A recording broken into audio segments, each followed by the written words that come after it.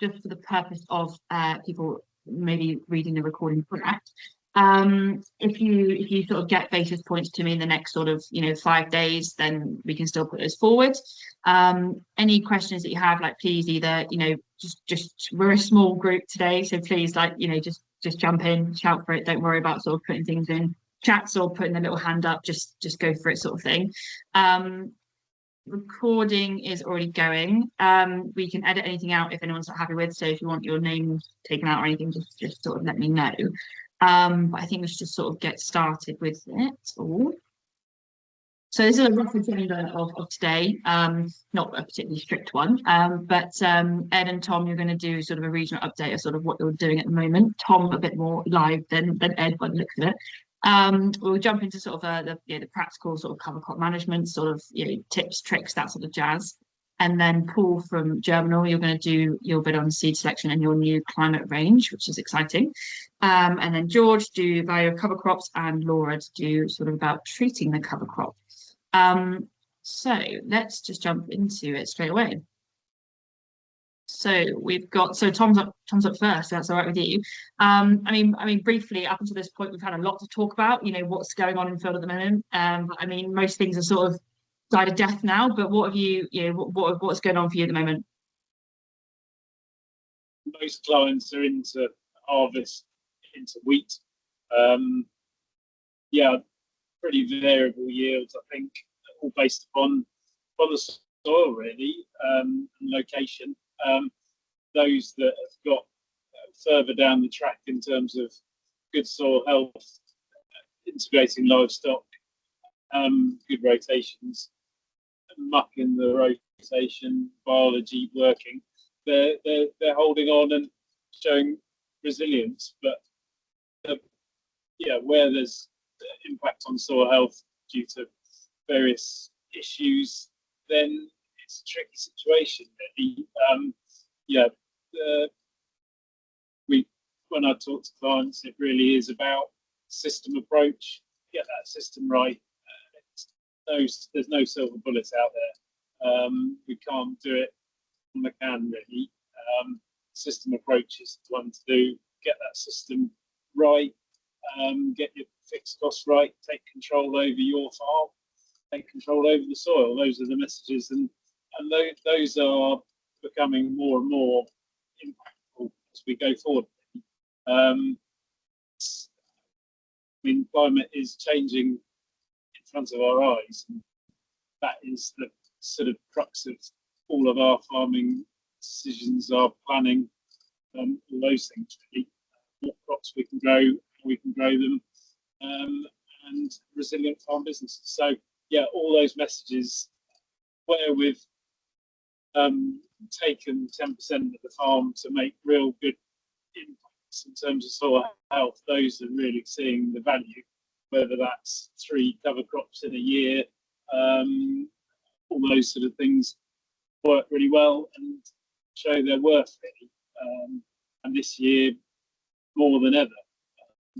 Have you seen many sort of differences, any sort of like varieties or trials or anything you've sort of done differently that either paid off or sort of hasn't particularly paid off as well as you thought it was going to?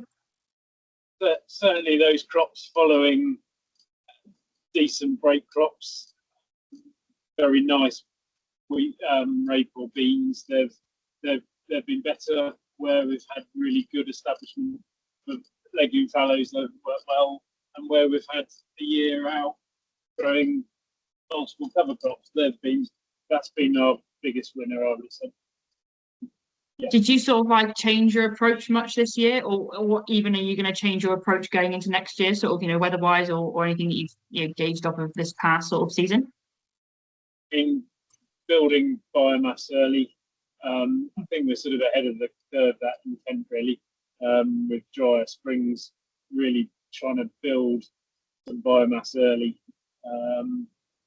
Select the right variety that is going to be resilient, and then nutrition early has definitely showed advantages, and we've definitely kept control over disease with nutrition. Not control of it, but kept it at bay and kept it under control. But yeah, definitely not avoiding any of the tools in the toolbox and those sort of things. But yeah, that would be my. Any varieties in particular jump to mind before we sort of move on? In the blends that we've got are definitely right. The blenders help. I think we've seen real temperamental varieties that fall down to rust very quickly, which is really unfortunate. Yeah, I'd say we plan those farmers that I've got on PGRs. PGR's been really impactful. Anything that we've done in terms of impact of herbicides has been high. So yeah, those, if we can get the herbicide done in the autumn, we'll definitely see a benefit from that, and then keep a healthy crop through the spring without lots of chem that's going to upset it. Yeah, good job. No, thanks for that, Tom. That's cracking. So same thing, sort of, questions for you, Ed. Sort of, what's going on at the moment. This yield map looks pretty good, mostly significantly better than what I'm getting down south. Is this the area? Is this normal for what's going up? Is this particularly high? What are you sort of seeing at the moment? Well, I can't claim anything for this crop that you can see in front of you. Unfortunately, that's not one of mine. I think it's one of Richard's, but it certainly seems to have performed quite well. I think this is actually in Yorkshire, which I don't want to speak for Richard or the region too much because I'm not in that region, but I think they've had a little bit more rainfall, and obviously usually it's a little bit cooler up there, to maybe just get on slightly better with the conditions we've seen elsewhere. I'm quite geographically spread out, so I do see quite a bit of regional difference.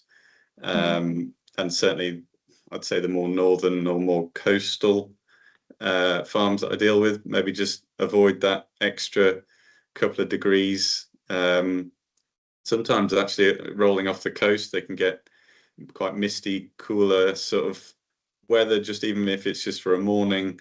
It just all helps if it adds up, and if the crops are just lasting that extra few days, that they're not just dying on their feet early, then it's really just helps. So, and that, that's all stuff that people can't change. So I think that my message to people is that don't beat yourself up about stuff that you're trying to implement on farm, and things aren't like going that well in terms of yield. If you're down at 6s and 7s in terms of wheat, I don't think that's anything that we're doing wrong necessarily. It's more the fact that we're getting 6 weeks of no rain and some of the most intense sun and temperatures we've had on record. So you only have to look underneath a tree to see how the grass is growing, or under the north side of a field where it's behind a wood and it's still a lot greener, or it's twice the crop. It just shows you the effect of the weather we've had. But I think, certainly, large parts of my areas have been quite considerably hit by the weather, and it's sort of obviously now question mark is what we're doing about that going forward. And unfortunately, what we were trying to get away from a few years ago was early drilling and trying to reduce pest diseases and weeds through delayed drilling. But I think now obviously that's pretty tough to try and implement successfully with the weather the way it's going. I think building biomass early doors is going to be the way forward, unfortunately, which puts a bit more pressure on those things. But if we can control those things a little better than being on the back foot with crops all spring, just due to the weather, that's probably the way we've got to go, unfortunately. You said you saw quite a lot of sort of regional differences. Do you think that's purely just down to sort of weather, or have you had any sort of major differences in varieties or treatments, like sort of Tom was saying? Or I think, to be honest, obviously heavier soils are going to retain a bit more moisture, so that's a great help for those that are on those more moisture retentive soils. But again, that's not something we can really change if you're on a light sand. But again, just trying to work around things a little by promoting that soil organic matter as much as you can, getting things in early, feeding things early, and not just necessarily with a big hit of nitrogen, you know, trying to sort of give a balanced diet to these crops. And whether, as you touched on, varieties, or any varieties that do well, I'd say the early developers are probably the ones to go for, the quicker developers. The classic is X days on wheat.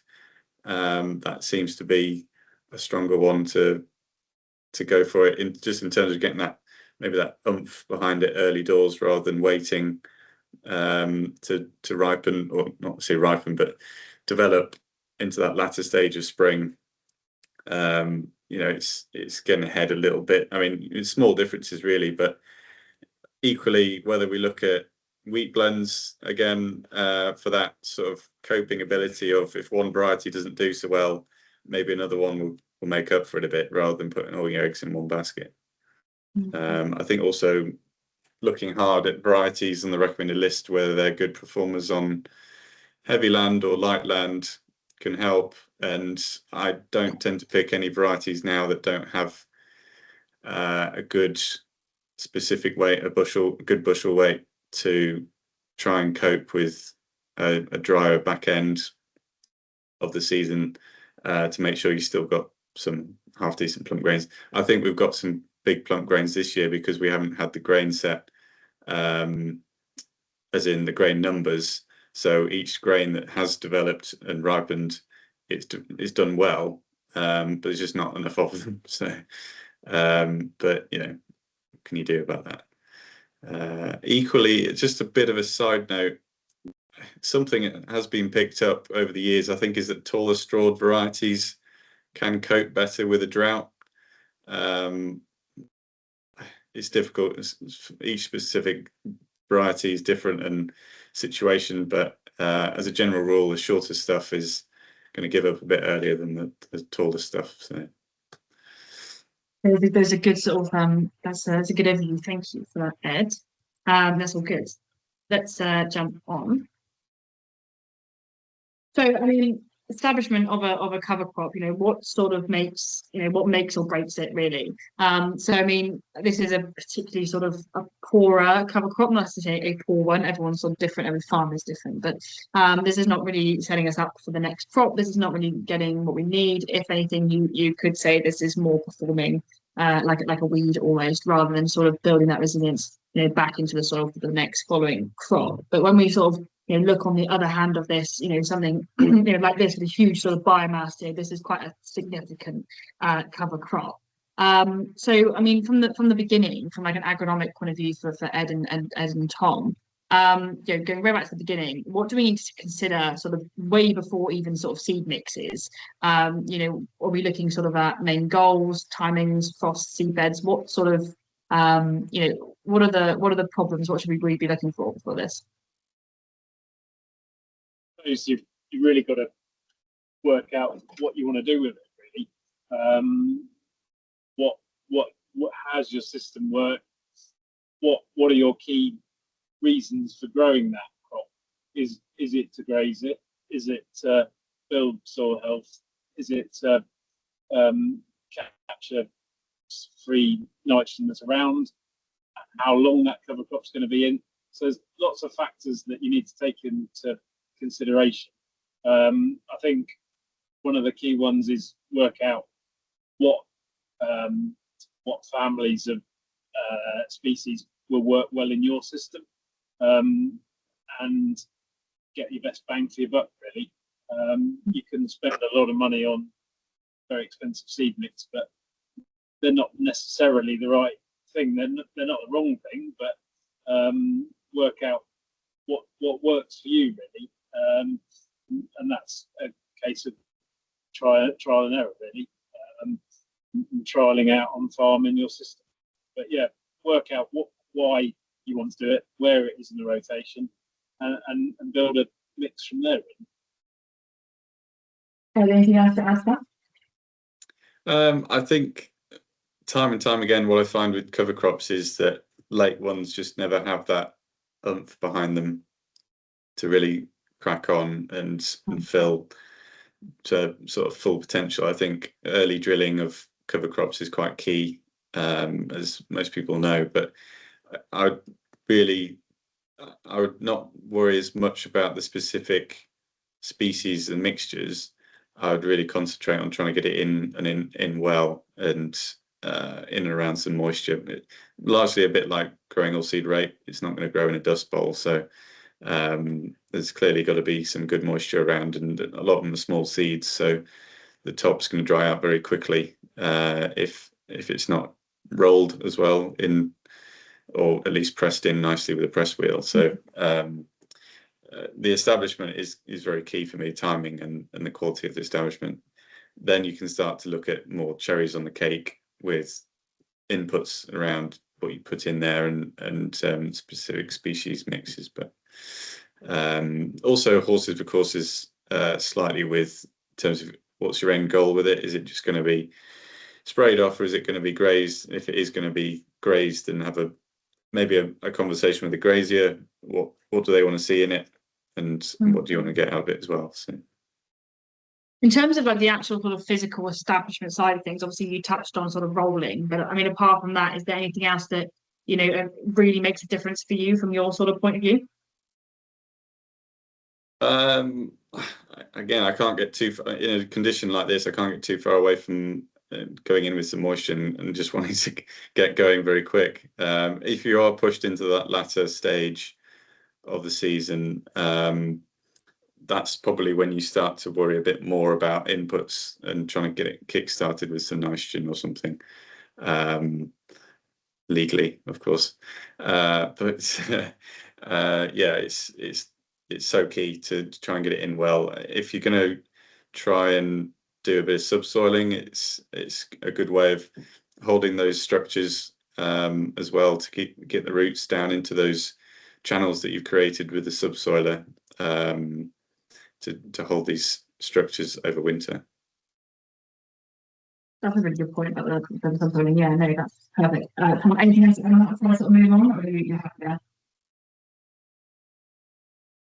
Either he's very still or he's frozen, so let's move on from that one. I'm not going to sort of run through all the benefits of a cover crop. Like we all sort of know the benefits of a cover crop here, but this is just a sort of plethora of benefits. I do think it's sort of worth highlighting, you know, sort of the climate resilient ones, and you know, the long-term profitability of reductions. We'll go into this a bit in a minute, but I do think we all kind of agreed that some water conservation would have been quite nice this year. So, without further ado, our star speaker, Paul Morgan, would you like to take it away?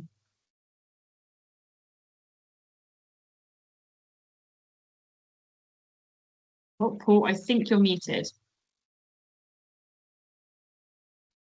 Sorry about that. Try again. It's all right. There we go.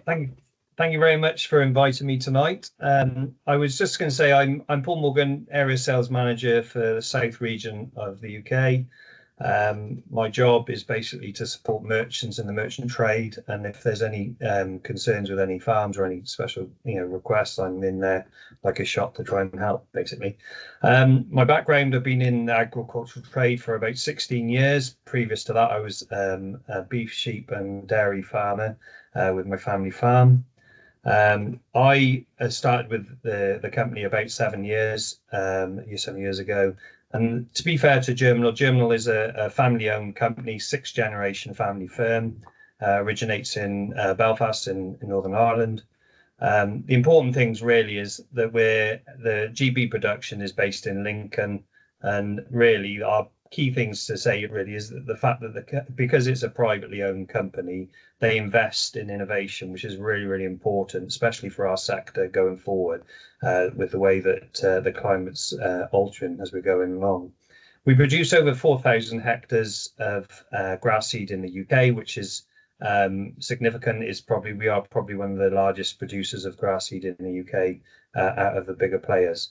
The company, we took on a site in Wiltshire in 2018, basically to try and span out where we're doing our research and development. So we were originally doing it solely at Aberystwyth, with a relationship with Ibers University. And then in 2021, we actually bought the breeding section of that and took on the breeders.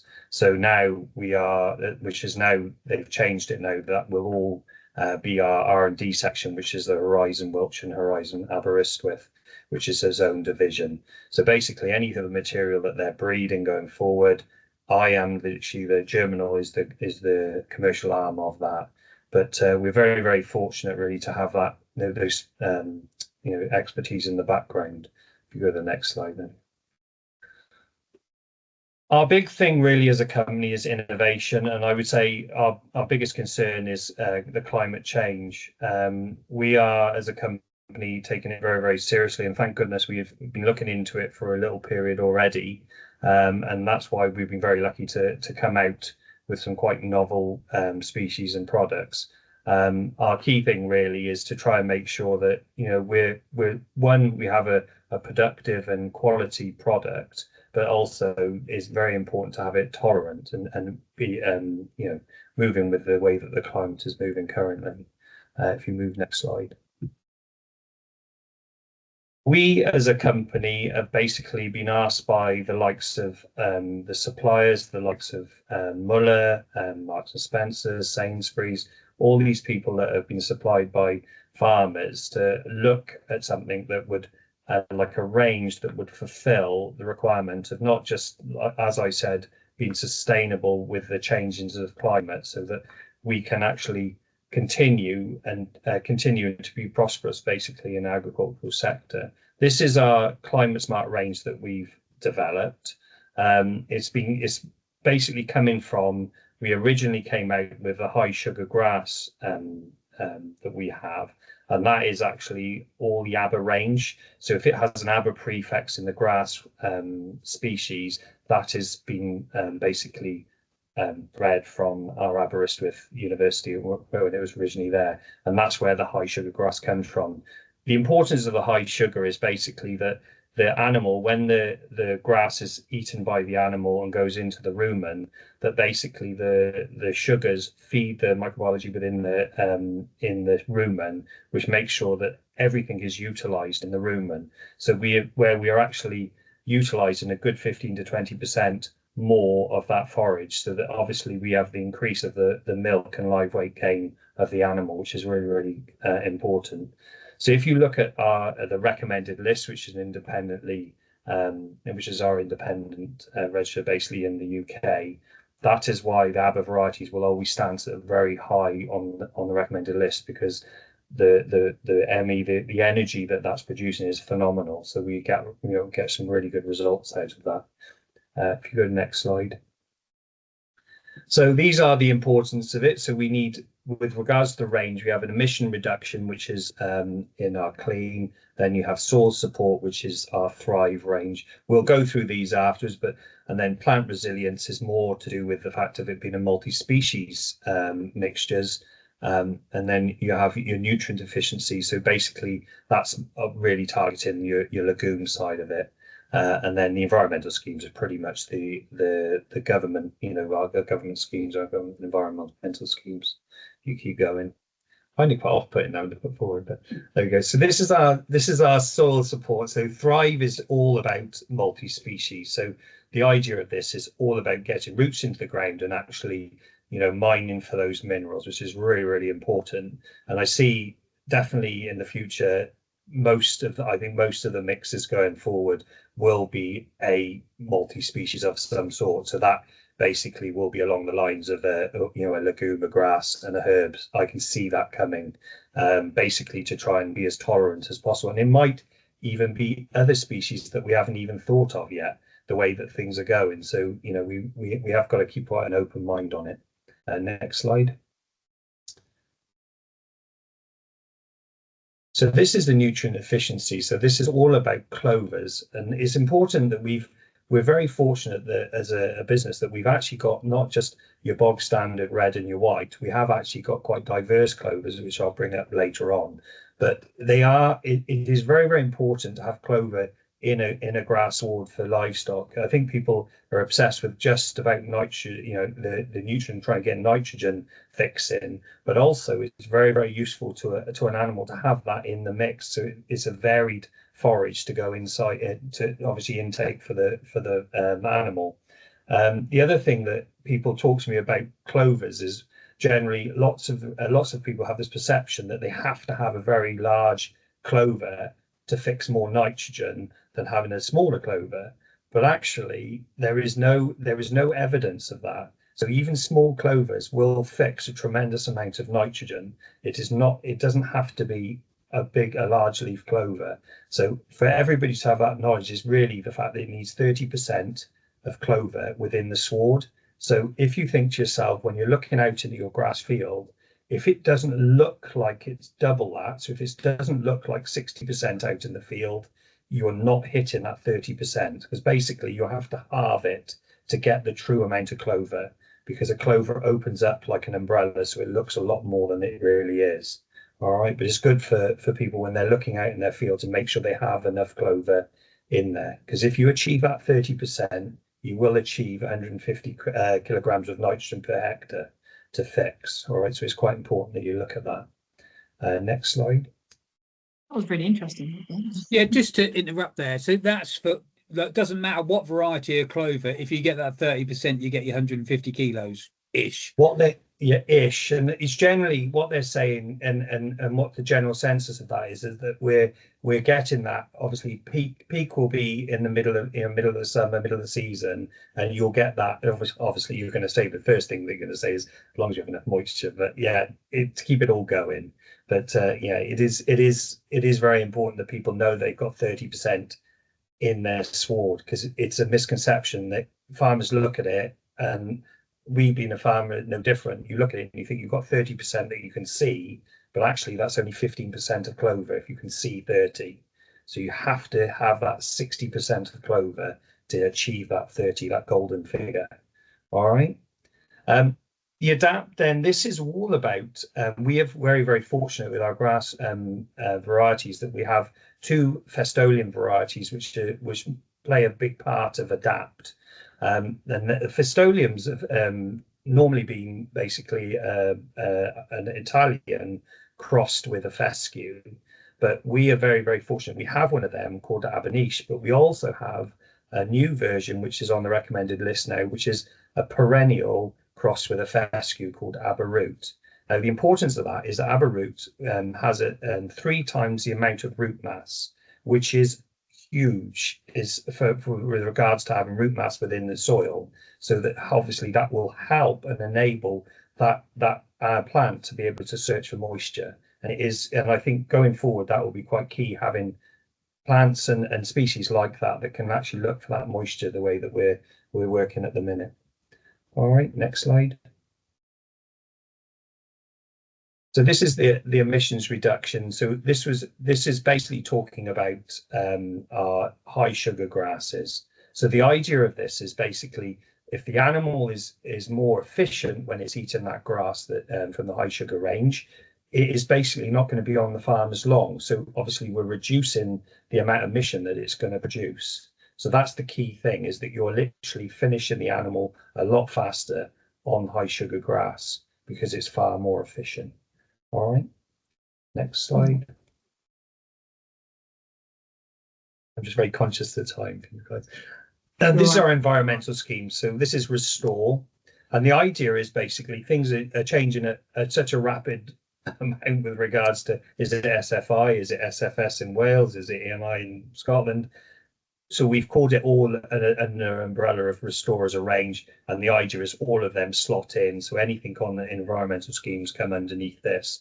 But I would say, it's a constantly evolving, that is. So let's just take it as we've got it. But it does. SFI has helped the country get into multi-species, which is great for people that have not ever tried it. It's given them an opportunity to have a go at it and see the benefits. I've had an amazing amount of farmers that have come and said to me that they've never done it, and as soon as they've tried it, they've seen such good results on their daily lightweight gain, lightweight gain has been phenomenal. So it's really, I think that's really positive from something that people just said, oh, people just want to take the money. No, they're benefiting hugely from it. So, which is really good. Next slide.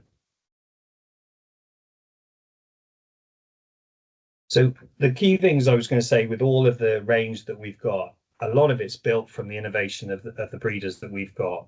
So if you go to the next slide, I'll start with where we started with our clovers. Nitrogen fixing, again, what we were talking about, the 100 to 180 kilograms, that comes from whites and reds. And it's really important with regards to fixation of nitrogen that you have rhizobia strains within the environment, basically in the environment, so naturally there. So if you ever have a problem with clover not taking on a field, I would say that sometimes that might be the fact that there is not enough rhizobia there. So that's why sometimes when people are reseeding, they might up the rate to try and see if they can catch it anywhere else. But if it continues to be a problem, you might find that it's the fact that there just isn't enough naturally there. So we have to be very aware of that. And to be honest, we're within a project at the minute, which I'll mention in a little while, and that is all talking about rhizobia and how the importance of that in the environment. All right, if you want to carry on.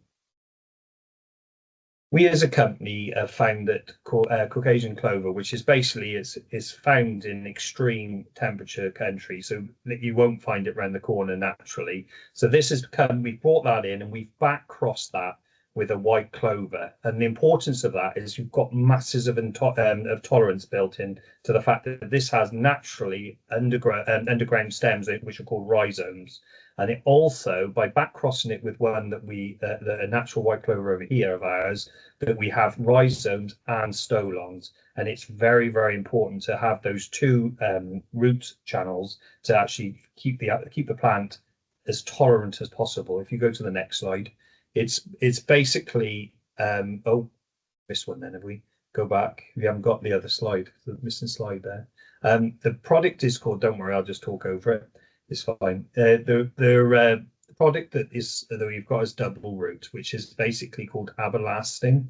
And the importance of that double root is you must have good tolerance. And interestingly enough, as a company, we sell that to Japan because of the extremely cold temperatures they have in Japan. Like it will go down to 30, 40 degrees below.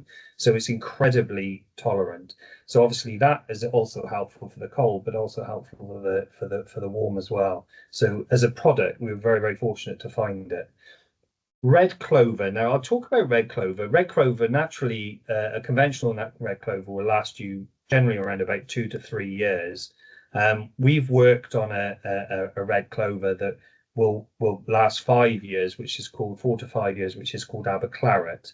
Now, aberclaret works no different to the other red clovers, that it sends a very large taproot down into the soil and has a crown, and it's all very, very traditional, but it will last. It has persistency lasting that 4 to 5 years. Now, the key thing is whenever farmers or anybody that wants to put in red clover, the importance of making sure that once they've planted it in the field, they must make sure they rest it for 5 years afterwards. And when I mean rest it, it means don't put red clover back in that field. So you could use lucerne, you could use white clover, you could use a very large white leaf clover, and there's nothing at all wrong with that. But as long as you break it for 5 years. And the reason for that is we don't want a build-up of stem nematodes, so basically clover rot, or you don't want any of that problem. So that will alleviate it by breaking the crop. Now, if you have a farmer that doesn't listen to that, which does happen, so sometimes it's just not an awareness, it's not the farmer's fault, he just didn't know there was red clover in there before. If they tend to have problems then with stem nematode or clover rot, they must rest that for 7 years. It does extend it. And believe me, if you try to shortcut it, it doesn't work. It is your time. It is a bit of a you've done the crime, you've got to do the time sort of thing. So that's quite important. But Sorry, just to jump in quick. The stem nematodes, is that the same stem nematodes that can affect beans? Yeah, they're different though. That's what they're different strains. So what people, I get the question quite regular is, oh God, does that mean I can't put any legumes in the field? And I said, no. It's a different strain. Yeah. So it's Okay. just all about red clover. So if it's another red clover, no. If it's Yeah. a white clover, very large white leaf clover, not a problem at all. It's not a problem. We do a very large leaf white clover for that job. So basically, if you've got it in a cutting lay, or in a big multi-species lay, you can then put your white clover back in there for that 5-year period. Is that all right? Sorry, I can't see you, so hopefully that's all right. Yeah. Sorry, that's Yeah. great. That's right. That's good. Good. So yeah, that's that. Next slide, please. I think there's a little bit of delay on it. Where's that? Sorry, you can go now. Yeah, next slide, please. Sorry. The one after that one. Oh God, it should be just red clover and then go straight into a stoloniferous red clover. That's the one I've got next. Don't know if it's changed. It's not changing for me. I want to breeding for persistence. It's doing something funny, That's what I can see, Olivia, as well. So it's changed for me. Right, wait a minute. I'll just see what you're. We were saying we've got no technical difficulties, and we had to jinx it, didn't we? Oh, yeah, There's always a gremlin somewhere. You made the comment. Here we go. I can do that. We talk about it. It's fine. So basically, on this slide here, we're just generally talking about the fact that when we had Merviate or Merviate up against the Aber Claret, it was basically just to prove persistency. So you can see from there on that picture that Aber Claret is very, very persistent. It will carry on for the 4 to 5 years, where your general red clovers will start to burn after the second year. And that was a lot of work, and breeding was worked on that clover. But what we've done now is we've gone on from that to the next slide, which is we have looked at breeding. Does it come up there now? So stoloniferous red clover, has it come up? Yeah. I'm on Burford's trefoil now.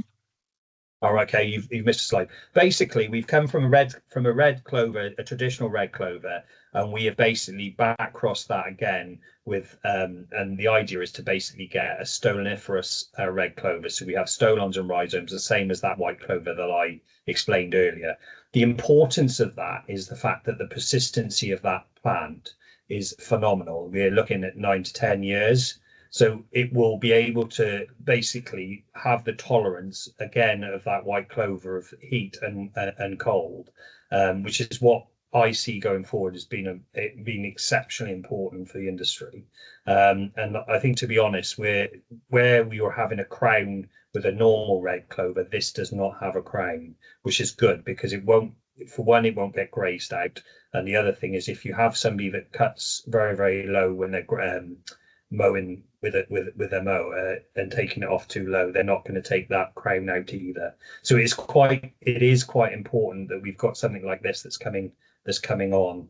If you're on birds-foot trefoil now, basically the idea is that we've now done a bit of work with birds-foot trefoil. Well, birds-foot trefoil is that little yellow plant that you'd find in your hedgerow, which is pretty unassuming. You wouldn't really think anything of it. Well, what we've managed to find is birds-foot trefoil species, which has been abroad, which is in a hot climate again, that we back crossed with our native birds-foot trefoils, and managed to get something that's a lot larger as a plant. And the importance of that is the fact that you've got the tanning in that birds-foot trefoil, but also an anti-bloat effect as well. So the idea is that we're hoping that both of those are going to be worked together, so you could work clover and the birds-foot trefoil together, and that's the aim. And that's why we're now in. If you go to the next slide. We're doing trial work now with regards to showing the effect of that and how basically how effective it is. I was going to ask a question there, but I don't. Nobody. Is anybody that's on the screen now have ever heard of the New Leg project? No. Nope. There's lots of no's. That's good. So basically the idea of the New Leg project is a DEFRA-funded project. I think it's 4.3 million pounds being spent on it, and the idea is to see if they can reduce the synthetic nitrogen use. Now, it's a 4-year project. It's 12 farms across the whole of the UK, and the novel clovers that I've discussed so far and the birds for trefoil are they're all in that trial. We're on the 2nd year now. So if you see any of you see an open day for the Newlow project, definitely go and look at it because it is quite exciting. The idea of the project is to basically, where we normally were talking about that 30% of clover to achieve your 150 kilogram if it's white of nitrogen. Well, the idea of what this project is that we're hoping to achieve 300 kilograms of nitrogen fixation. So it's really important. And by using the clover, again, with an elite rhizobia, which we were talking about before, which if it's not natural, it won't happen. So we're actually putting that in with the seed and using a nutrient package from Origin Nutrients, we're actually achieving that 300 kilograms. So that 4-year project is very, very exciting, and we're really pleased to be one of many partners in it. To hopefully that will be a game changer for the industry, I hope, anyway. We do an awful lot of projects. Say that again, sorry. Sounds like it, doesn't it? That'd be good. 300 kg. Well, it's exciting because I think everybody automatically thinks just livestock sector, but actually I'm very excited, period, for for the arable sector, the livestock sector. We can use it as an understory. It's got a lot of applications that could be used, which is really, I find it very exciting. And I'm hoping that it'll come as quickly as possible. I don't want it to take years and years to get there, but yeah, I'm very excited about it. We do an awful lot of projects and trials on our research stations, and it is really important. We've done. I don't know what slide you're showing at the minute because mine's just stopped. I've got the pie charts up. Yeah, perfect. So I can explain the pie charts. That's fine. So that trial work, I can't believe mine's stalled. It's not good technical. Basically, those pie charts. Chart 1 is 2000. I think it's 2020.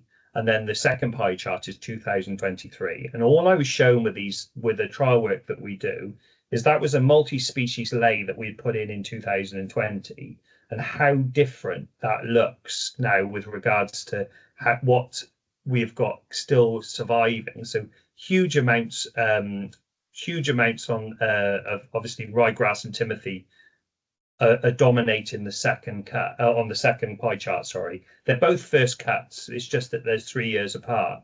But it's just really important that trying to explain that when you plant something, that's great, but it's not always what will live and carry on. And we did this work just to prove how different it can be. I know that's only in one situation on one lot of soil, but it's a good indicator of for farmers to see how different it can be, which is quite exciting. So yeah, next slide.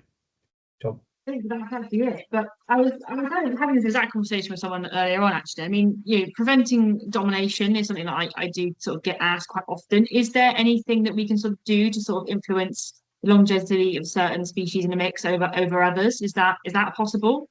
I would say a lot of the time and we talk about you would be no different in the arable sector, that you've got to look after your soil. And funnily enough, if you feed the nutrients and look after it, it will last longer. But what you find is certain species will always find a way to beat the others. You can try your best with all the being as effective as you possibly can with the nutrients, but sometimes you've got the species like the perennial ryegrass. It will still survive, where the others will just die out. We're finding that they've all got lifespans, like your chicory plantains, 3 to 5 years, and that's purely on management. That's nothing else. That's if you look after them, they will last a bit longer. But if you're slamming them too hard, they just don't like it. It's just the management. Sorry, what was the gap? Was it 3 years between those? But the plantain and chicory, generally we call it, they'll last 3 to 5 years. So it could be either, but it's just how it's run and how it's looked after. Being honest with you, if it's a very intensive unit, if it lasts 3 years, it's done well. Do you know what I mean? Because if they're very, very intensive, it's not. I don't overpromise, because naturally it is a challenge if it's constantly being hammered. But we have huge benefits to having plantain and chicory, and the anthelmintic and daily lightweight gain is really impressive. And if you like figures and facts, if you Google Tommy Boland UCD, he's done a whole project on multi-species and anthelmintic effect. Like the worm burden was reduced dramatically on the animals. It was really impressive. You touched on it a minute ago, but just sort of really briefly, last sort of question from me. You mentioned understories a minute ago, just in what you were talking about. But do you have sort of any tips and tricks for particularly understories? You know, we talked about sort of cover crops in general, but you know, is there anything that we should be sort of, you know, anything you can help us there? We've got two. Funny enough, the two one of the products that I spoke about earlier, as in your Aberlasting, I'm finding people are having quite good success as understory with Aberlasting, but also we have a very small white leaf clover called Aberace, and they seem to just have really good success with both of those. And to be fair, anything like that is just so helpful if you can get that little bit of nitrogen fixation, and also obviously you get that cover is fantastic. You know, it's doing two jobs really. So Yes. Anybody else have any questions for Paul for a minute? Otherwise, we can circle back at the end. But anything that can't sort of wait, or we? No, I'll jump on then. All quiet. You must have answered all the questions, Paul. Okay, so you know, what do we stand to gain? You know, the pictures we saw earlier versus, you know, the poor versus the huge biomass crop. You know, what do we sort of stand to gain from that? You know, because obviously these sorts of things aren't sort of cheap. You know, the return on investment does sort of have to be there. You know, it's not all about sort of the soil health benefits. We also have got, you know, that financial side of things as well. So George, I'm gonna hand over to you if that's all right. Just sort of crack on.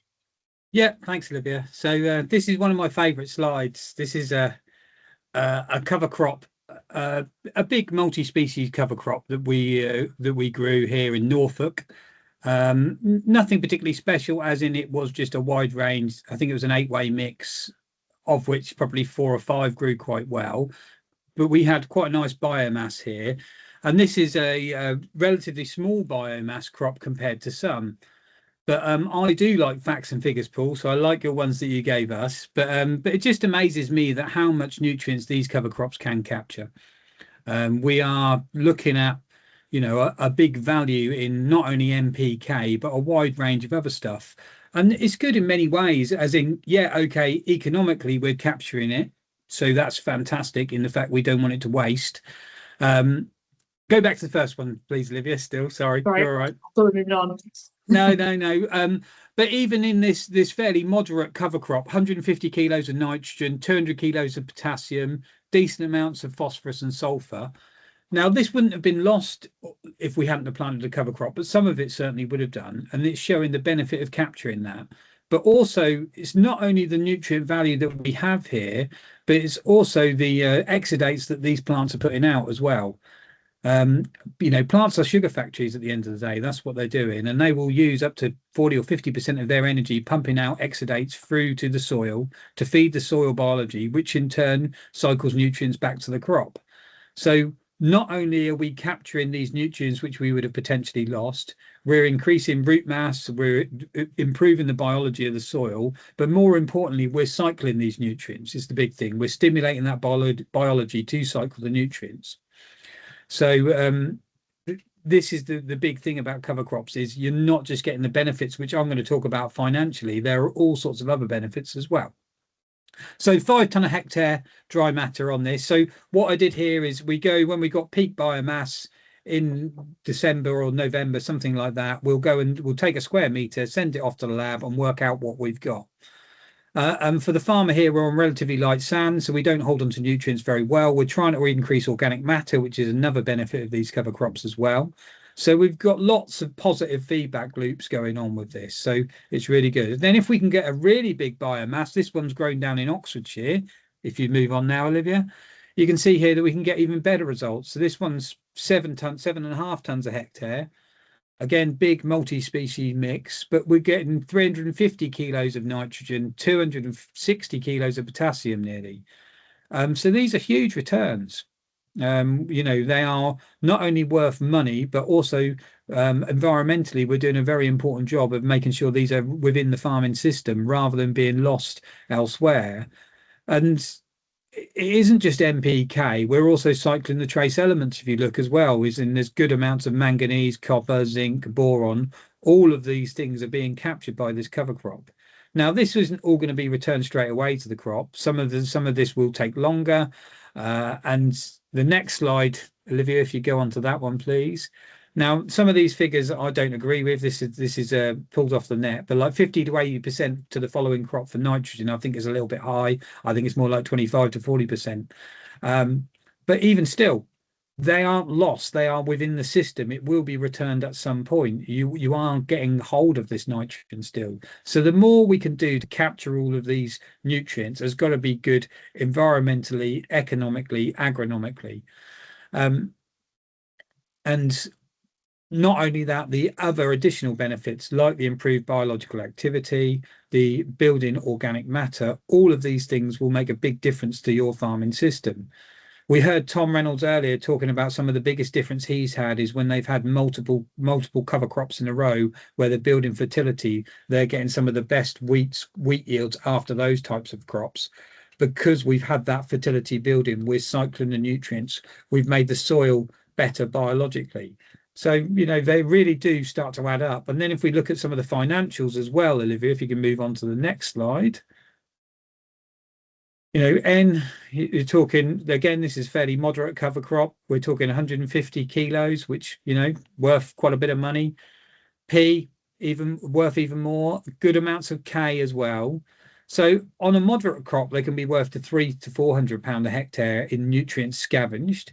On a big cover crop, that can be £500 or £600 a hectare. Now, you're not getting all of that directly back. That's not what I'm saying.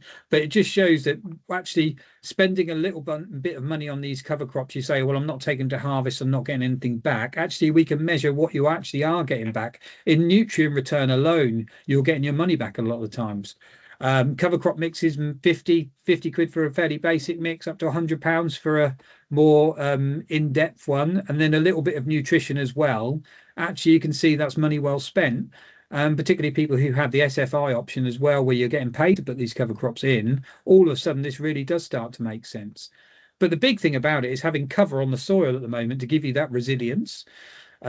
We've talked about moisture retention. The more organic matter we can have, an extra 1% of organic matter can mean an extra 17 litres per square metre in the soil. So there's all of these additional benefits. And that obviously comes from building the organic matter. Now, organic matter building is very hard to do, but there's a direct link between organic matter and resilience and yield as well, I think. And even on some of the light soils that I'm on, where we're on organic matters of 2 or 3% on light sands, getting that up by an extra % can make a huge difference, but it isn't something that you can do in one season. This is something that you have to do. It has to be part of your system, built in over a number of seasons, and it can really start to make a difference. And I think we're seeing with the seasons that have just gone by how important it is to build that resilience in the system. I'm going to throw this back to Paul for a second, if that's okay. I mean, we're finished for this side for George for now. While there's pictures up, this was taken this year in Bedfordshire. Obviously, probably too many clovers going on. But this particular farm has always had problems with nodulation. Like, no matter sort of how much clover we've got, you know, the nodules are there, but they are just not active. They're not doing what they need to do. Have you sort of got any, does that purely come down to sort of the neutral, you know, because obviously zinc and molybdenum and that sort of jazz and cobalt are really important for that. Have you got any sort of words of wisdom while we're looking at this amazing clover lane that has got no nodules? I would say that's probably coming all down to the rhizobia again.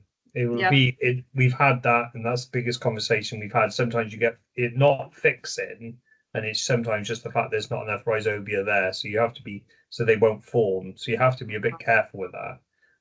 I think the rhizobia is going to end up being, you know, when we talk about putting sulfur in with your nitrogen, I think your rhizobia is going to be a conversation every time we talk about clover going forward. Because if there's not enough naturally there, we are going to have to add it to the seed. But we're not there yet. But it's the new hot topic, definitely. Well, we're big advocates of that anyway, in the fact that we like to add we have different bugs in jugs, as it were, to add to seed. Ours tend to be bacillus mixes and things like that, but we find they make a big difference if we can get them down with the seed at the right time. It's about having a luxury amount in the right place at the right time, and then they can do the job. Yeah. Yeah, Yeah, I'll yeah. just add to that. My agronomy experience in Australia, with clovers, we just about always add an inoculant to it. And years ago, we used to mix our own made to order, but now, from most of the seed companies, I'd say 95% of them will come pre-inoculated Yeah. with the correct rhizobium. Yeah, I think it's something that we're definitely looking at, and I think as an industry, it's something that we're gonna have to. That'll be just become the norm, But it has its own complications, no different Yeah, to the likes of the lucerne, and that inoculation being tricky is the best way to put it. We're going to have the same thing, making sure that it's right. We need to make sure that it's put in place so that we don't have any problems with it. We want it to be perfect. So yeah, we've got some fun times ahead just to get it right. So. Thank you for that. That was my sort of side note there. So sort of treating your cover crop like a crop. I mean, previously I've always kind of before sort of the last couple of years been of the mindset of put it in the ground, it does its job, don't really shut gates on a situation, don't really need to go back to it. But it's probably definitely the wrong thing to be doing that now. We can't sort of rely on us having everything we need to sort of kickstart, especially from what we've been saying that couple of years, then we do sort of have that soil bank there that we sort of need. But that first sort of year or 2 years establishment, maybe, or if you're just sort of doing it every year, what should we sort of be doing to kickstart these things? So Laura, I'm gonna throw into you if that's okay.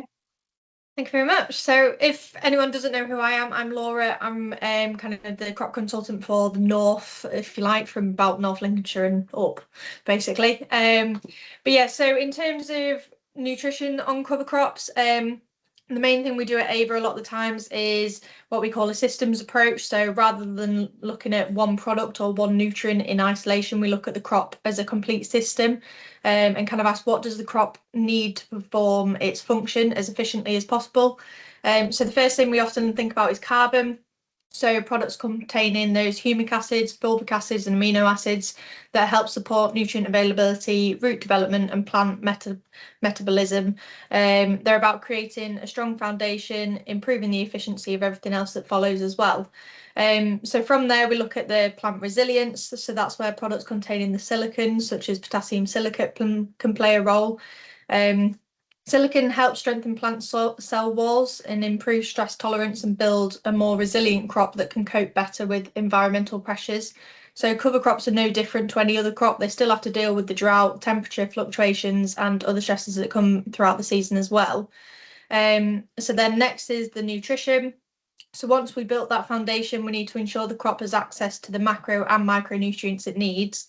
So balanced nutrition drives that photosynthesis, the root growth and biomass production, allowing the cover crop to capture more nutrients and return that more organic matter to the soil.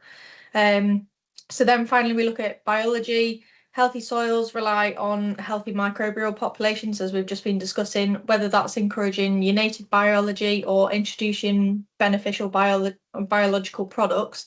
The aim is to support that nutrient cycling, improving that root interaction and build a more active soil ecosystem.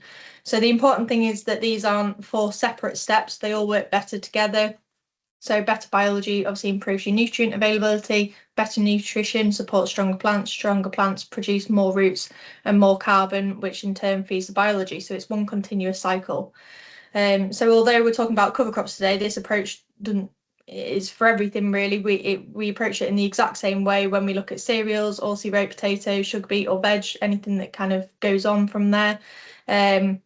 So every crop's going to benefit from strong rooting, balanced nutrition, improved resilience and active soil biology. So yeah, the only thing that really changes is the emphasis, and different crops have different nutrient demands, but the principles stay exactly the same. So if we can build that healthy soil, we're creating a system that performs better year after year. So yeah. We have got a question in the chat before we sort of move on much further. This is on Synergy, which is the diatomaceous earth. Is it going to become available again, George? What's your stance on this? The issue with Synergy was the feedback from customers. It wasn't an easy product to work with, so this is why we've moved on to other ones. However, we probably still have got access to it. So if Ian is interested, he can speak to Laura and we can see what we can do. I know it'd be Ian that's answered that, asked that question. It was a popular product with some people, but we thought that Rampart and Soteria actually have moved things on a little bit, are easier to use, and we're getting very good results from them. But we'll look into it, Ian, see if we can find it for you. So then in terms of cover crop nutrition, it's often quite easy to just focus on your seed mix and establishment, but it's often overlooked as the nutrition side. So often I ask growers if we're expecting a cover crop to improve soil structure, scavenge nutrients, feed biology, and produce a large amount of biomass, why wouldn't we feed it? So a cover crop is still a crop. If we want it to perform all those functions, we still need to give it the resources to do so. So the bigger the biomass, the more carbon we're putting back into the soil, the more roots we're developing, and the more we're feeding that biology beneath the surface, and that all contributes towards better soil structure, increasing that organic matter and improve your nutrient cycling. So from an AVA side of things, one of the products we commonly recommend is Citadel. Contains that humic and amino acids, which help support that early establishment. The humic acids help improve that nutrient availability and encourage your root development, while the amino acids provide readily available building blocks that help the crop establish quickly and efficiently. So the aim is to get the cover crop growing strongly from the outset, so it can maximise that rooting, biomass and nutrient capture as well. So alongside that, we'll often include either Pulsar or Rally. So they're the trace elements that are just as important in the cover crop as they are in a cash crop. They support their healthy plant growth, photosynthesis and efficient nutrient utilisation, helping the crop make the most of what's already in the soil as well. We'll also regularly incorporate a high quality seaweed into the programme. So the seaweeds contain a wide range of naturally occurring compounds that encourage that root development, improve establishment and help the crop cope with environmental stresses. So whether conditions are dry after drilling or temperatures begin to fall, giving the crop the best possible start is critical. So another point that's worth considering is using what you already know about each field. So if no one knows that land better than you do, if you know the field typically struggles with phosphorus, then consider including some phosphorus at drilling time to support that early root development. If magnesium is regularly low, make sure addressing that as well. Same applies to any recurring deficiencies you've identified through soil or tissue testing over the years. A cover crop is no different to a cash crop in that respect. If it's short of a key nutrient, it won't perform to its full potential. But by using your knowledge of the field and correcting those deficiencies from the outset, you're going to give the cover crop the best opportunity to establish quickly, produce more biomass, and ultimately deliver the greater benefits to the soil. The important thing to remember is that we're not trying to maximise yield, we're trying to maximise function. So we want a cover crop that produces plenty of roots, plenty of biomass and supports soil biology. So if it grows slowly because it's short of nutrition, then we're not going to get the full return from the investment we've already made in the seed and the establishment. So a cover crop seed mix might be what, £30–60 a hectare plus your drilling costs. So spending a little bit more on nutrition to help that crop reach its full potential can significantly increase the value you're going to get from the crop. So rather than seeing nutrition as an additional cost, I'd encourage growers to see it as protecting and enhancing the investment that they've already made. So if we're not asking a cover crop to work hard for us, if we're asking a cover crop to work hard for us, it makes sense to give it the nutrition it needs to do that job as effectively as possible, really. So yeah, interesting. Before we sort of go over here, the image on the left-hand side was half a compost brew, half a bacillus sort of brew. So the sort of feathering there and the root structure you can see is is akin to what we were saying earlier about inoculants, which is very sort of it's cool to see that.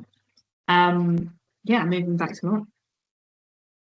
So the last thing we kind of wanted to cover in terms of cover crops is the destruction. So obviously once we've invested in establishing a successful cover crop and given it the nutrition it needs to perform, the next question is how do we destroy it? So there's no single right answer. The best method depends on your farming system, the species that you've grown, the amount of biomass you've produced, and most importantly, what crop you're drilling next.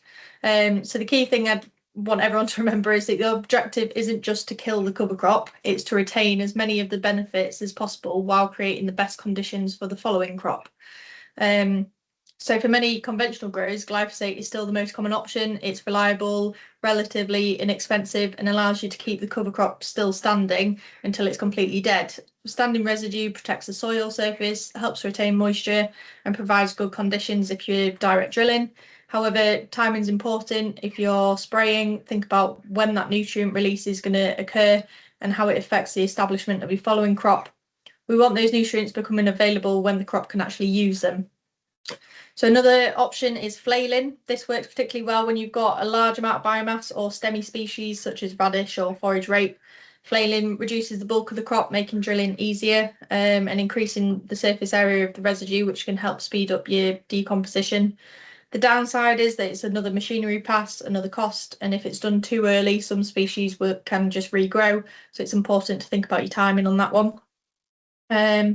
For growers following a more regenerative or organic approach, roller crimping is becoming more increasingly popular.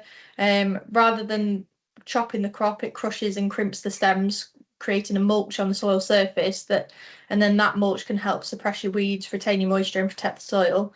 But it works best when the cover crop has reached the right stage of maturity. Roll it too early and some species will just recover and carry on growing. Sometimes, of course, nature. So yeah, and then nature does the job for us a lot of the time. So if you've chosen frost-sensitive species such as buckwheat or phacelia, a hard winter frost might terminate the crop without any additional inputs.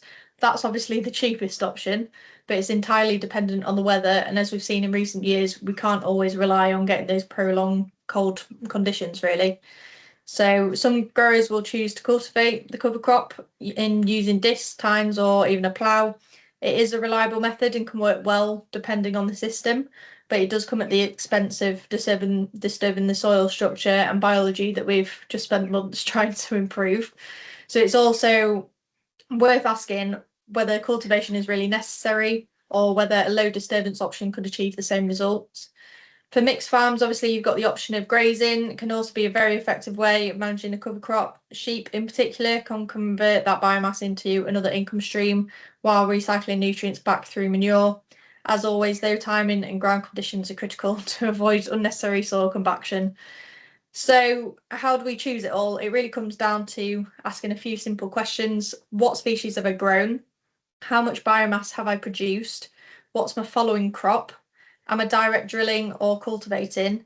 And what am I trying to achieve from the cover crop in the first place? If you've produced a fantastic cover crop with a huge biomass and an excellent rooting system, the last thing you want to do is undo those benefits with poor termination or unnecessary cultivations.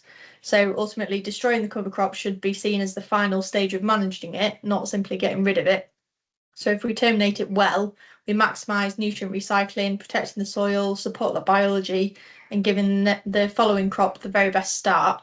And that's what the whole process is about. Cover crops aren't just there to fill a gap between your cash crops. They're an investment in the next crop and in the long-term healthier soil. So the better we manage them from establishment right through to destruction, the greater the return we'll see from that investment in the first place. So yeah, we spend a lot of time talking about how to establish a good cover crop, but I'd argue that how we terminate it is just as important because good destruction protects all the benefits we've just spent months building, really. So yeah. Yeah, definitely. We've got a really interesting question from Ian again, about essentially if you do decide to use glyphosate, is there anything that you can sort of do to sort of push that glyphosate down and sort of get the soil sort of working again in your favour for the following crop? This goes out to everyone, Ed, George, Laura, anyone have anything they want to sort of jump off with? So one of the things I'd say there straight away is to use a carbon source with your glyphosate. So we use Nurture N as R1, which is humic and fulvic acids and fermented molasses. And actually what that does, it has a three-way effect. It's sticky, so it will help get the active into the grant. You've also got the fulvic acid in there to get the delivery method. But the big thing is you've got the sugars in there to feed the soil biology, and the soil biology breaks down the glyphosate. So the more we can feed the soil biology and get that active, the more we can do with breaking down that residue. I remember a trial that Water Company did at one of my farms years ago, where they measured the glyphosate runoff from 2 fields. One had Nurture N applied and one hadn't, and they were significantly different. I thought they were going to get quite excited about it, but they didn't, because they say they can easily remove glyphosate. It's one of the easier ones to move in their treatment centres. So they weren't overly excited about it. But for me, it made a big difference. So adding something to improve the biology when you're applying glyphosate can help to break that down, certainly. That's brilliant. Thank you for that, George. So moving from sort of the cover crop side of things, very briefly, I wanted to touch on OSR. So I'm going to ask Ed to sort of jump back into this. You know, I got told off earlier for calling it a cereal, you know, the new cereal, when it's not. It's obviously, it's just, you know, it's nothing new, nor is it a cereal. But, you know, farmers have been saying for quite, you know, this whole sort of year that, you know, we haven't got that return from cereals. You know, the price isn't right. It's difficult to grow. So, you know, is OSR going to become sort of, you know, as popular as it reckons? Everyone at Groundswell was sort of saying, you know, that the hectareage is going to sort of increase year on year now. You know, what sort of things should we consider sort of agronomically wise, you know, and nutritionally wise? If we could start from an agronomic point of view, Ed, like what are your thoughts on, you know, increasing your OSR walking? I think I wish more people tried it last year, if I'm honest, because it's been the crop of the year so far, I think, overall for most people. But that's before knowing fully how crops perform in my region. I think there's plenty of wheat left to be cut yet, so we'll find out. But certainly the break crop of the year and the prices where they are, it's a good crop to grow. So I think we really need to try again. And last year we seemed to get away with it. Establishment just was a bit of a dream, to be honest. The lack of flea beetle and a few showers and things kept coming just to keep us going for establishment. And warm soil temperatures and a bit of moisture and a big carryover of nitrogen from the spring meant that we had huge crops in the autumn, and actually late drilled stuff got away really well as well, including all the conventionals. So it was quite easy to grow last year. Whether this year will be the same is going to be interesting, but we had such a good establishment in the autumn that I think it could weather the conditions a bit better than some crops this spring. So yeah, I think trying to de-risk it is the key. So going for any contract offers that are offering a buyback thing where if it fails you get some money back is pretty useful. I think if I was going to choose a type of oilseed rape to grow, it would be a hybrid. But if I was the guy paying the invoice, I don't know, I'd probably try a bit of both, conventional and hybrid, and seeing how it went. And then possibly each year trying to get some conventional through to harvest, and potentially you could mix some conventional with hybrid if you wanted to try and drop the cost down a little. It's some quite novel ideas out there. I'm not saying it's perfect, but we all like a wheat blend, so the concept of possibly blending oilseed rape together is also a thing to consider. But there's all sorts of ideas out there. Yeah, that's really interesting. Thank you for that overview, Ed. George, I'm conscious you've got another meeting after this, a double book this evening. So kicking things off very quickly, just to wrap this up now. We've gone through sort of cover crop nutrition. Run us through, briefly sort of OSR nutrition as well. Well, as Ed says, it could be a very important crop this year. It's probably shown the best return on farm. So it is crucial to get it away to a good start. And we know we've had problems in the past with flea beetle, pigeons and everything else. So they are issues. So at AVA, we're on our systems approach. So you can see our headings there: carbon, silicon, nutrition, biology. The key thing is to get it moving and get it away well. So if you are on marginal phosphate soils, phosphate is definitely an option for you. But we like using the Citadel. The amino acids are very quick for the plant to use, very low energy. The fish hydrolysate has got trial results showing it actually repels flea beetle. They've got work done with the University of Nottingham showing that. It's quite interesting, and it discourages feeding as well. But the big one for us is using the silicon. The silicon that Laura alluded to earlier, Rampart's potassium silicate, we find it makes a big difference. We're thickening cell walls, we're thickening waxy layers, we're making a more tougher crop. So the flea beetle do not like feeding on it in the same way. They'll look for easier options. But also alongside that, we are using Solstice, which is the phosphorus product, some boron. Some people are adding beneficial biology. So Biomass T has nitrogen fixing bacteria, phosphate solubilizing bacteria, and a range of bacillus bacteria in there, which are all going to have their different benefits of working with the plant. So, and it's important with these sprays, we found out, is not to do just one spray, actually one at cotyledon stage and then one at true leaves as well. We're making sure that we're trying to give the crop the best possible start. So, and then that leads us into the following season in the actual spring. We're going to carry on using the products like Rampart, the potassium silicate, Armour, which is salicylic acid, stimulating the plant's own natural defences, but also making sure we're keeping up the nutrition as well. So it's using things like phosphorus if needed, if the plants are purpling and struggling early in the spring, if the ground conditions are wet and cold, so biology isn't releasing phosphate from the soil. These things are very important. And then as it's going into stem extension and green bud, then things like magnesium and potassium become more important as well. Tissue tests are very useful, and we will be using those. SAP tests, tissue tests. We now got the scanners as well. So anything that can give us information on crops is very useful, because it means we can make managed decisions rather than actually guessing and saying, oh, we think we need magnesium. Let's have a look and see what we actually need. And this is just a costed program we put up, giving you an idea of the products, the rates and the timings. So you can see the costs aren't huge compared to the actual establishment of the crop. And we think these can give a good return in the fact that we can try and get that crop off to its best possible start. So, but again, one application we're finding isn't enough. It's got to be 2 applications. That's where we're getting the best results and good control from. And we've had some great oilseed rape crops this year using these types of programs. So I'm afraid I have got another meeting, so I'm going to have to go. That's all so good. I'll catch you guys later. Thank you very much, George. Have a good potato talk. Thank you very much. See you later. So that's it in terms of sort of our agenda, so to say. We have got a question for Paul in the chat from Louise. So when growing multi-species cover in an arable rotation, is it correct to say that red clover should only be in the mix 1 in every 5 years? Can you sort of clarify on that, Paul? Sorry, Paul, you are muted. So if you grow it, if you're going to grow it for 5 years, it's not a problem. And at the 5th year, you stop and you leave it rest.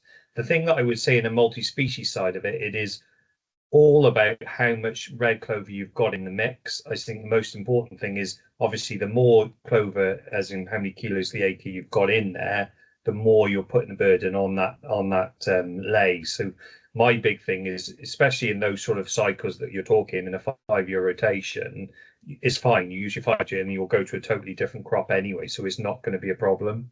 So yeah, don't worry about that. You can grow it if you use Claret. You can grow it 4 or 5 years in there. It'll last that's fine, and then you'll be breaking and going again. And by the time you come back around, it's absolutely fine. As long as it's 5 years, it'll be absolutely fine, no problem at all. All right. Spot on, perfect. Louise has just put a follow-up comment to say, sorry, only growing 10 weeks. Does that mean anything to you, Paul, from what you were just saying? Can we get what you mean? Sorry.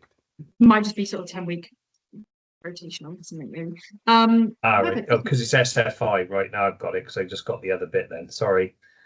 So basically, yeah, they're because the break is not great. All I would say, the first question I would ask whoever's supplying you the seed is check the amount of clover that's in the mixture, because obviously if it's a kilo or less, it's less likely to be a problem. But anything more, more you have, the more burden it can create. So you're trying to prevent a build-up.